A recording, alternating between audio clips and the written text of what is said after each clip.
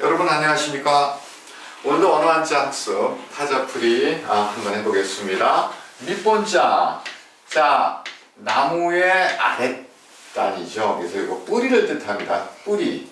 그래서 밑본, 뿌리가 나무의 제일 밑에 있다 해서 밑본인데 세간에서는 뭐라고 얘기합니까? 근본본이다. 그래서 밑본에 본이 여기에 들어가 있는 거죠. 그래서 근본본 이렇게 얘기하는데 정확하게는 밑본이 맞습니다. 끝말자, 자 나무가 있는데 나무 위에 더 큰 가지가 이렇게 있는 거예요. 그래서 이 더 큰 가지가 이 나무의 윗부분 끝에 있다 해서 끝말자입니다. 끝말자. 작은 가지가 있으면 보이지 아니한다 해서 아닐 밑자라고 그러죠. 그래서 작은 가지와 큰 가지의 차이입니다. 끝말자. 우리 단어에서는 분말이라는 데 이 끝말자가 쓰이죠. 이 음훈에서는 한 칸을 여기 중간에 띄우고 단어에서는 띄우지를 않습니다. 단어는 뭐 띄어쓰기 할 필요가 없고요. 반면에 음훈에서는 띄어쓰기를 할 필요가 있죠. 그래서 같은 두 글자라고 해도 이렇게 띄어쓰기를 한 것과 안 한 것이 있습니다. 이렇게까지 제가 또 세심하게 나름대로 신경을 씁니다. 여러분들이 또 잘 봐주시기 바랍니다. 나무 껍질 박자, 나무에서 자 오른쪽에 있는 건 뭡니까? 전복자죠. 전복자는 원래 거북이 등껍질 또는 뭐 동물의 뼈 이런 거 균열된 모양에서 우리가 옛날에 점을 쳤기 때문에 그 균열된 모양에서 전복자가 나왔다 설명드렸습니다. 그래서 나무에서 이렇게 전복처럼 균열된 곳, 계속 균열이 일어나는 것이 바로 균열된 문양이 일어나는 것이 나무 껍질이라는 뜻에서 나무 껍질 박자가 되었습니다. 자, 또 세간에서 뭐라고 얘기 많이 합니까? 순박할 박자입니다. 순박할 박 그렇게 얘기를 하는데 나무 껍질 박이 좀 더 올바르고 의미가 통하는 의문이겠죠. 마을촌자, 자 나무 가까이, 나무라는 것이 여기서는 꼭 나무만이 아니라 어떤 저런 초목 또는 뭔가 이렇게 우리가 양육할 수 있는 그런 식물 그런 곳에서 뭐 사막 같은 데는 안 되겠죠. 제가 지난번에 한번 말씀드렸는데 여의도가 옛날에 그 사막이라서 너나 가져라 그래서 여의도가 됐다 그런 말씀 드린 적이 있는데 옛날에 농사를 지을 수 없으면 의미 없는 땅이 되는 거죠. 그래서 여기서는 이 초목이 있는, 즉 이렇게 실록이 자라고 좀 그런 어떤 농사도 짓고 그럴 수 있는 곳에서 마디초는 규칙이나 법도란 뜻이 있다. 부수의장에서 우리가 했습니다. 규칙이나 법도. 그래서 이렇게 서로 이런 나무를, 초목을 키울 수 있는 곳에서 법도를 지키고 사는 그런 곳이 마을이라는 얘기죠. 마을촌자. 이 한자가 들어간 단어 벽촌이라고 얘기하죠. 우리가 아주 그 시골 그런 벽지, 그런 벽촌이라고 얘기를 합니다.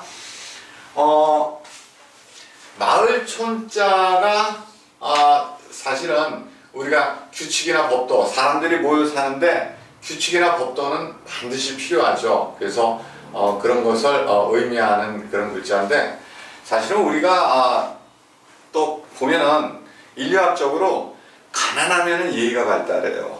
가난하면은 서열을 정해야 되고 가난할수록 어떤 규칙이 있어야 돼요. 왜냐하면 먹을 거 하나가 있어도 사실 부자들은 먹을 게 넘치기 때문에 그냥 먹고 싶은 사람이 와서 먹으면 되는 거예요. 아무나. 그렇지만 가난한 사람들은 먹고 싶은 사람이 먼저 그냥 왕창 먹어버리면 많지도 않은데 그 다음은 뭐 먹을 게 없으니까 이제 뭐 장유유서다 뭐 어른부터 뭐 또 먹는 법도 그래가지고 사실은 가난한 나라가 굉장히 예의가 발달합니다.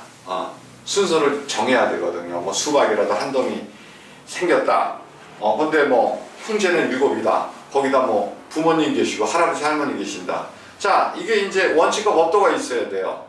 근데 부자들 같은 수박이 뭐 5동이 10동이 뭐 있으니까 뭐 먹고 싶으면 아무나 그냥 한 동이 갖다 그냥 혼자 다 그냥 먹어도 상관이 없어요. 근데 가난한 집에서는 이게 이제 뭐 아버지는 늦게 들어오시고 뭐 또 뭐 할아버지는 또 누워 계시고 누구 아들들은 또 뭐 이런 그러니까 이제 예의를 지켜야 되는 거예요. 그 순서를 정해야 되고. 그래서 사실 우리가 동방예의시국이다 뭐 그런 말이 어떻게 보면 굉장히 또 우리가 자랑스러운 말일 수 있지만 조금 또 아쉽게도 가난할수록 예의가 발달한다.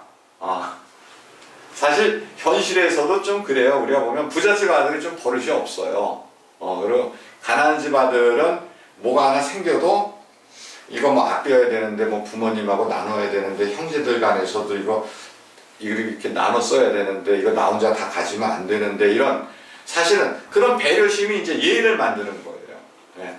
그러다 보니까 하나의 공식이 생기는 거죠. 그래서 이 마을에서 이런 나무가 있는 그런 마을에서 법도를 지키면서 사는 것이 마을이다 그랬는데 그렇게 가난하면 예의가 발달한다는 거 참고적으로 제가 말씀드렸습니다. 격촌 들어가는 단어고요.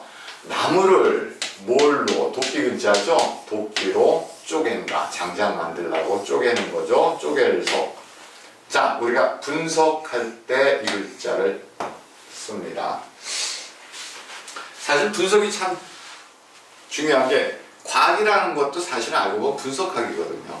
나누고 우리가 생물학이나 그런 데서도 또는 뭐 여러 가지 에서도 과학에서도 뭐 분자로 나누고 이제 또 뭐 원자로 나누고 원자를 미립자로 나누고 미립자를 또 나노 단위로 나누고 자 그래서 이 쪼갠다는 것이 바로 이제 분석이라는 단어가 들어가는데 우리가 의식에서 생각에서 문제를 해결할 때도 잘게 쪼개는 게 굉장히 중요해요.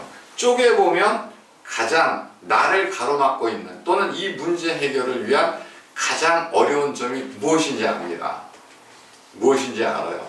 예를 들어서 누가 가난하다. 이걸 쪼개보면 병에 걸려서 일을 못해서 돈을 못 벌어서 가난한지 아니면 뭐 가난하기 때문에 영양제를 제대로 못 먹고 치료를 못 받아서 병에 걸렸는지 이거를 분석을 해보면 하나의 핵심 원인이 드러나요. 그 핵심 원인을 해결하면 나머지가 말단지엽적으로 다 해결되는 경우가 많습니다. 그래서 우리가 문제, 고민 또는 사고의 비결 중에 하나가 여러 가지 문제를 나한테 주어진 문제를 잘게 아주 잘게 쪼개보는 거예요. 그러면 그 중에서 가장 도드라지는 문제가 생깁니다. 그거를 해결하면 나머지는 말단지엽적으로 해결돼요. 우리가 아마존에 굉장히 울창한 숲이 있는데 위에서 나무를 하지 않습니까? 나무를 하는데 그 나무를 강 하류까지 짊어지고 내려오는 게 아니라 그냥 강에 던져요. 강에 던지면 강물 따라서 하류까지 운반이 되는 거죠. 그런데 이 나무를 갖다가 여기서 던지고 저기서 던지고 여기서 던지고 또 저기서 던지고 그러다 보면 나무들이 내려오다가 어느 강 어디에선가 이렇게 엉켜요. 서로 엉켜가지고 이게 못 내려가요. 그 넓은 폭인데 이렇게 엉키고 저렇게 엉키고 그래서 이게 못 내려가는 거예요. 그래서 뒤에서부터 막 밀리고 못 내려가고 저 상류에서는 더 이상 나무를 던질 수가 없고 그럴 때 촌장이 와서 이렇게 그 엉킨 부분을 갖다가 이렇게 이제 살펴본 다음에 그 엉킨 나무를 밟고 가요. 어디를 가서 그 가장 핵심이 되는 나무의 머리를 갖다가 이 작대기로 이렇게 툭툭 쳐서 방향만 바꿔줍니다. 그러면 그 방향 하나를 바꿔주면 그걸 바꿔주면서 일시에 모든 나무들이 다시 흘러내려가요. 그처럼 그거는 분석을 할 줄 안다는 얘기거든요. 자, 나무 수백 그루가 지금 강에서 엉켜가지고 내려가지를 못하고 있다. 이것이 못 내려가는 것은 이것 때문이고 이것이 못 내려가는 저것 때문이고 저것이 못 내려가는 건 또 이것 때문이고 문제가 뭐냐를 분석해서 하나의 머리 방향만 바꿔주면 수백 그루가 일찍 내려갑니다. 그래서 사고의 기술도 모든 문제를 잘게 쪼개서 분석을 해서 생각을 해봐야 돼요. 큰 덩어리로 난 지금 이것도 어렵고 뭐 엄청난 문제가 있어. 그 엄청난 문제 잘게 쪼개보는 거예요. 더 이상 쪼갤 수 없을 정도로. 그렇게 잘게 쪼갠 다음에 여기서 하나를 해결하면은 그 하나만 해결로 끝나는 문제가 있고 하나를 해결하면 동반해서 서너 개 또는 너댓 개를 동시에 해결해 주는 문제가 있어요. 그러면 그 가치를 따져서 문제를 해결해 나가야겠죠. 사고의 그 정석이고 방법입니다. 쪼갠다는 거, 쪼개석자, 분설해서 잠깐 옆으로 세서 말씀드렸고요. 자, 나무에서 가지가, 자, 이거 손에다가 나뭇가지를 쥐고 지탱한다는 뜻이죠. 그래서 나무에서 가지라는 의미를 갖고 있습니다. 여러 가지로 흩어진다 해서 흩어질 짓자. 이것도 역시 가지죠. 네, 가지 짓자. 세간에서 그렇게 얘기합니다. 가지지라고. 근데 흩어질 짓자죠. 그리고 이거는 자, 이렇게 오른손에 잡고 나뭇가지를 지탱한다는 그런 의미가 있죠. 주수의장에서 했습니다. 잣나무 백자. 나무에서 그 열매가 아주 희고 고운 거, 잣나무죠. 우리가 잣이 그렇죠. 잣나무 백자. 우리가 옛 시조 같은데 송백이 뭡니까? 소나무와 잣나무죠. 예, 선비들이 가장 선호하는 사시사철 푸르기 때문에 소나무를 선호했고 변함이 없다는 거죠. 또 아주 희고 결이 깨끗하기 때문에 잣나무를 선호했고 그래서 잣나무 백자입니다. 뿌리 근자, 나무에서 그 성장이 일찍 그치는 곳. 그렇다고 뭐 위에 가지가 뭐 계속 성장하는 건 아니지만 매년 새순이 돋고 또 꽃이 피고 열매를 맺고 어쨌든 변화가 있는데 일정 부분 자라고 나면 어떻게 됩니까? 나무에서 성장이 그친다 해서 뿌리 근자입니다. 얼마 전에 제가 그 책을 읽었는데 나무들도요 서로 돕는데요. 그러니까 이제 어떤 식물학자가 쓴 책인데 나무 두 그루가 있는데 어느 한쪽 나무에 뭐 어떤 뭐 버섯이라는 게 어떻게 보면 나무 기생충이거든요. 또는 병충해에 걸려가지고 이쪽 나무가 말라가잖아요. 그러면 이쪽 나무 뿌리가 그쪽 나무하고 이렇게 사실은 땅 밑에서 엉켜져 있는데 그쪽 나무 뿌리에다가 건강한 나무에서 영양을 공급해 준답니다. 영양을 공급해 줘가지고 이 병충해에 걸린 나무가 또 나무 병충해를 제가 얼마 전에 우연히 알았는데 얘네들이 또 약한 나무에 집중적으로 달라붙는다고 그러네요. 약한 나무에. 그래서 강하면은 또 극복을 한답니다. 그 병충해를. 그래서 나무가 이렇게 서로 떨어져서 무슨 어깨동무를 하거나 손을 맞잡을 수는 없지만 뿌리에서 땅 밑에 뿌리에서 서로 나무들이 뒤 엉켜 있다가 약한 나무가 있으면 그쪽으로 영양을 집중적으로 공급해 준답니다. 나무도 그런 역할 또는 그런 행동이 있더라고요. 그래서 여하튼 나무에서 그 성장이 일찍 그치는 것 뿌리입니다. 자, 나무가 바람을 맞아서 이건 무슨 바람입니까? 차가운 가을 바람을 뜻하겠죠? 단풍이 드는 거. 단풍나무 풍자입니다. 단풍나무 풍자. 자, 이렇게 뚜렷하게 볼 수 있는 것은 그 흔히 속에 들어가도 우리가 눈으로 볼 수 있기 때문에 크게